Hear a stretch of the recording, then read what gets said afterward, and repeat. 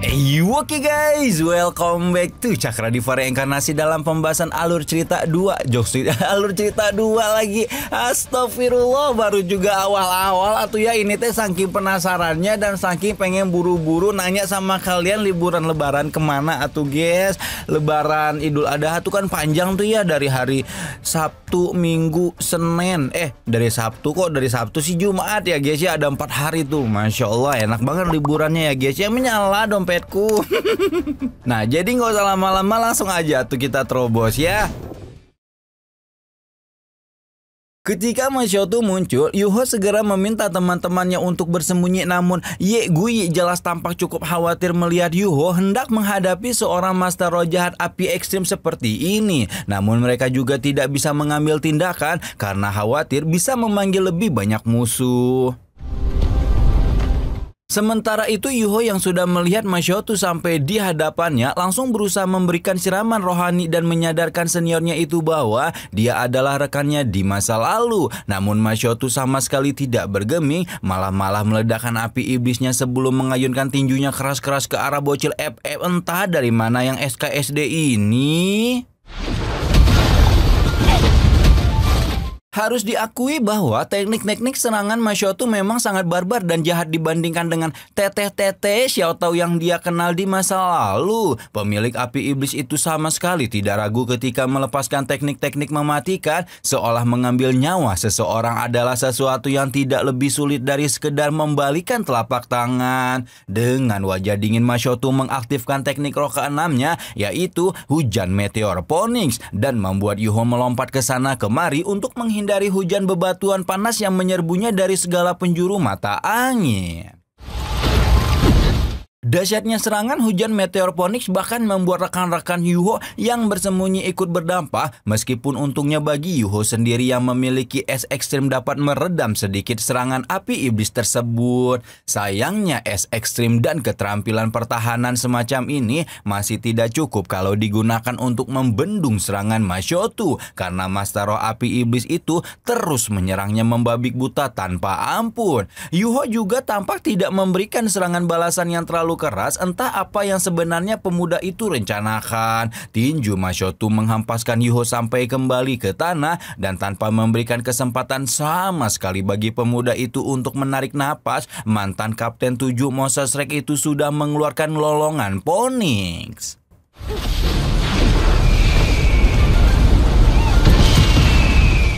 Lolongan Phoenix Masyotu pada akhirnya berhasil membuat Yuho bengek dan tidak ingin melewatkan kesempatan tersebut. Gadis suci Sekte Roh Kudus itu segera mencengkram pundak Yuho yang langsung dipenuhi dengan api iblis. Yuho berusaha meredam api tersebut dengan domain beku abadi, namun Masyotu dengan penuh percaya diri menyatakan bahwa api iblisnya tidak takut pada es ekstrim Yuho.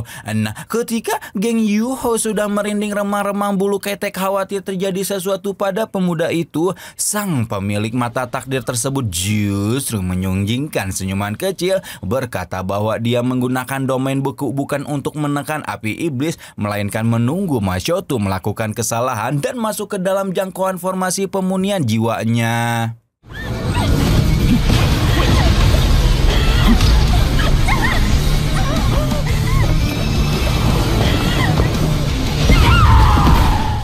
Yuho memanggil tongkat peramal yang diwariskan Abahi kepadanya dan menggunakan kemampuan putra kegelapan untuk mengekstraksi kekuatan jahat yang bersemayam di dalam tubuh Masyotu. Tanpa bisa dicegah sama sekali, Masyotu pun terkunci dalam formasi dan melantunkan raungan menyedihkan ketika kekuatan jahat dipaksa keluar dari tubuhnya. Masyotu langsung terhuyun lemas setelah proses rukiah selesai, dan untungnya begitu menyelesaikan pemunian, mantan Kapten 7 Moses Rex itu dapat mengingat masa lalu yang Yuho ceritakan, sekaligus juga mengingat semua dosa besar yang telah dia lakukan selama bergabung ke dalam Sekte Roh Kudus sebagai putri suci mereka.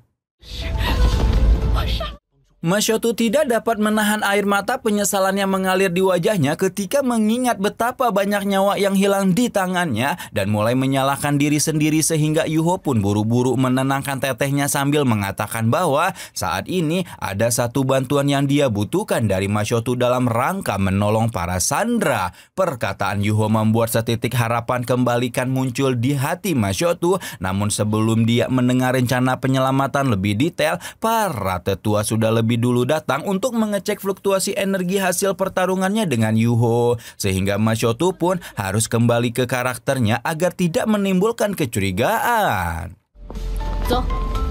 Masyotu yang sudah kembali berpura-pura menjadi putri suci langsung mengatakan bahwa tidak ada hal aneh di sekitar sini dan mengajak seluruh rombongan Master Roh Jahat untuk kembali ke penjara air. Yuho tampak begitu bahagia karena operasi awal ini tidak hanya membuat mereka mengetahui lokasi penjara, namun juga memberikan bala bantuan tambahan yang luar biasa strategis seperti Masyotu. Karena sudah memiliki mata-mata di pihak musuh, sekarang Yuho pun mengeksekusi langkah selanjutnya, yaitu meminta bantuan Susansi untuk mengekstrak bubuk penghancur jiwa dari dalam sampel sungai pelindung kota yang menyatu dengan parit bawah tanah yang terkontaminasi.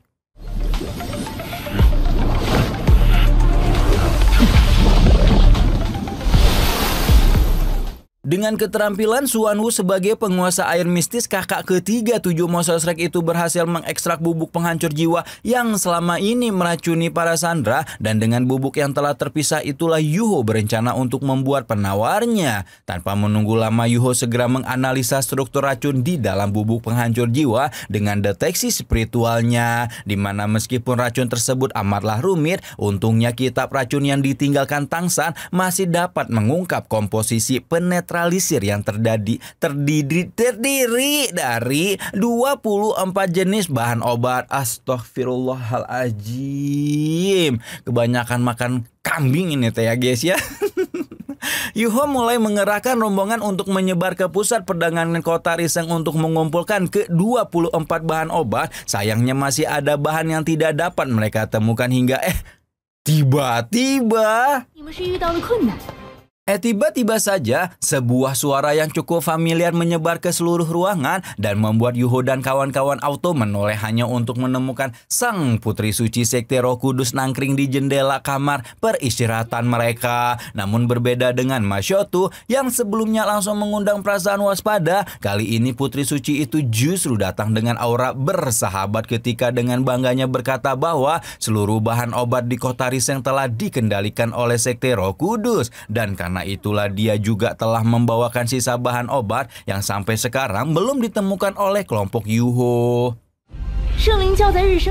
Tidak hanya membawakan bahan obat, Masyotu juga membawakan sebuah informasi tentang penarikan sejumlah besar Master Roh keluar, sehingga sekarang hanya tersisa 2 Master Dunia Roh saja di kota Riseng. Namun sayangnya ada pula kabar buruk, yaitu tentang Su Tianran yang akan menundukkan kota Riseng di bawah kendali penuh Master Roh Jahat pimpinan Dolu Kerbau Gilang Wang Yiheng yang dahulu juga memimpin operasi penangkapan para sandera. Mendengar ini Nan Qiu langsung deg-degan, sehingga Yuho pun sekalian menanyakan apakah Masyotu pernah melihat ketua sekte naga bumi tersebut selama berada di penjara air. Sayangnya Masyotu tidak pernah melihat Ibu Nan Qiu di dalam penjara, dan ada kemungkinan dia dibawa oleh tetua ketiga mereka, di mana tetua ketiga Sekte Roh Kudus itu merupakan master pembimbing roh tingkat 9 yang senang melakukan riset untuk mengambil roh pelindung seseorang. Kekejaman Master Roh Jahat ini benar-benar membuat Yuho dan rombongannya mendaji emosi, namun Masyotu buru-buru mengingatkan bahwa sekalipun banyak tetua yang ditarik, kemampuan Yuho dan kawan-kawan masih belum cukup untuk mengalahkan anggota sekte yang tersisa. Namun peringatan itu tidak membuat Yuho gentar, malah mengatakan bahwa dia akan membuat para sandera menjadi bala bantuan yang tidak terduga.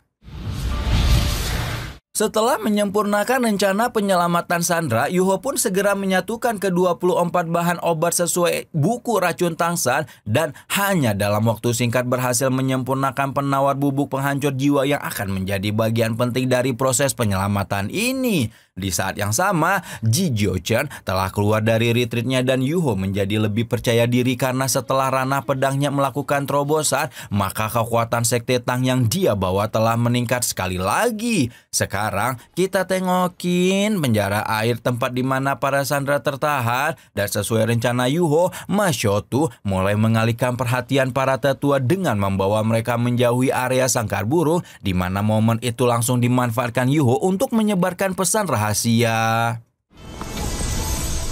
Tanpa banyak babi bu, Yuho langsung menggunakan teknik berbagi spiritualnya yang membuat para sandera mendengar pesannya secara rahasia dan meminta ke semua sandera itu untuk menjaga sikap tenang setelah memberitahu bahwa dia telah menyebarkan penawar racun dari sungai pelindung kota yang akan sampai ke penjara air ini dalam 3 jam. Nah, meskipun kekuatan para sandera akan normal kembali dalam 3 jam, Yuho ingin mereka tetap menekan kekuatan roh tersebut agar antek-antek Dajjal Sekte Roh Kudus tidak curiga. Setelah mendengar peringatan, Yuho para sandera pun mendengarkan setiap instruksi dengan tenang. Meskipun jauh di dalam hati mereka merasa sangat antusias mendengar bahwa dalam 3 jam yang singkat, operasi penyelamatan akan benar-benar dimulai.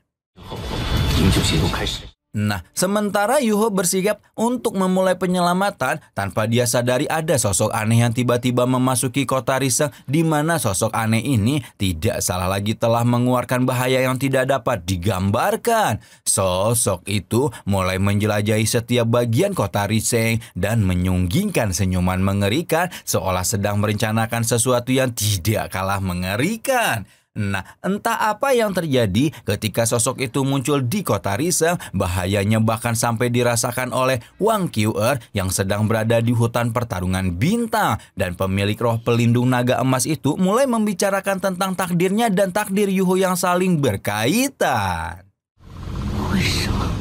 Takdir itu juga membuatnya sampai sekarang tidak dapat melupakan pemuda tersebut betapapun kerasnya dia berusaha. Ketika itu sosok naga raksasa berukuran ratusan ribu kaki berada di antara awan seolah menyelimuti hutan pertarungan bintang dan meminta Wang Qiu'er untuk berhenti memikirkan Yuho karena mereka berdua merupakan dua entitas yang sangat berbeda. Di sisi lain, Wang Qiu'er justru merasa dipermainkan oleh semesta karena dia bisa mengatur takdir orang lain namun tidak dapat menentukan takdirnya sendiri. Namun hanya dengan membayangkannya bahwa nyawa Yuho berada dalam bahaya membuat Wang Qiu'er tidak bisa tinggal diam dan akhirnya memutuskan pergi demi membantu Yuho juga dirinya sendiri untuk mengubah takdir.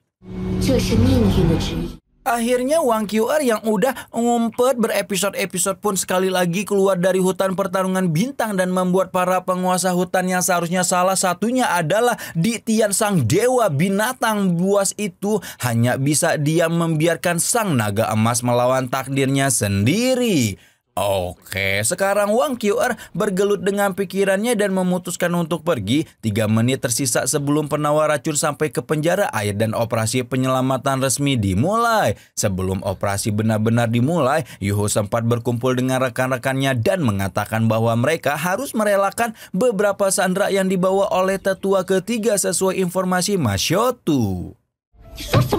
Pernyataan Yuho jelas saja menyulut sumbu kemarahan Nan Qiuqiu karena dia sudah datang jauh-jauh susah payah ke Akademi Shrek untuk meminta bantuan menyelamatkan ibunya. Namun sekarang pemuda itu justru memintanya untuk merelakan ibunya dijadikan kelinci percobaan Master Roh Jahat. Yuho berusaha tenang menghadapi sikap emosional Nan Qiuqiu, menjelaskan bahwa kekuatan mereka dan musuh sangat tidak sebanding. Dan karena itulah setelah berhasil menyelamatkan mayoritas sandera, dia akan pergi secara pribadi untuk membantu Nan Qiuqiu menemukan ibunya. Susansi sempat mau menolak rencana Yuho yang tidak salah lagi sangat berbahaya untuk adiknya tersebut. Namun Yuho tampaknya tidak mau membahas rencana itu panjang-panjang karena saat ini hal terpenting yang harus mereka lakukan adalah fokus menyelamatkan mayoritas sandera. Tanpa membuang lebih banyak waktu, Yuho menjelaskan rencana taktis yang sudah dia susun, yaitu awalnya Haiseto akan menembakkan banyak meriam jiwa di kota untuk membuat kekacauan. Setelah itu, Qiuqiu akan membawa Feng Ling ke titik kumpul yang telah ditentukan. Sementara Susansi, Ji Jiochen, dan Ye Guyi akan menyerang pusat penjaga untuk mengulur waktu. Yuho menjelaskan dengan tenang bahwa semua orang harus bergerak sesuai peran dan porsi masing-masing dan tidak boleh menolong satu sama lain kalau pertolongan itu dapat menyebabkan rencana terganggu. Mereka benar-benar harus fokus pada tugas masing-masing demi mencegah adanya kemungkinan korban jiwa baik dari kelompok internal maupun para sandera. Instruksi telah dipahami dan sebagai pemegang peran permulaan rencana, Heiseto sudah mulai meledakkan beberapa meriam jiwa di beberapa titik kota Rising sehingga menyebabkan kekacauan meletus di antara para penduduk kota. Tepat ketika bibit kekacauan mulai nampak, Yuho pun memasuki kota dan bergegas menuju lokasi penyanderaan yang menandakan bahwa operasi penyelamatan telah dimulai. Alhamdulillah berkah Idul Adha nih Teteh, Xiao tuh akhirnya tobat juga, nggak kerasukan kekuatan jahat lagi ya guys ya, udah diruqyah sama Ustadz Yuho.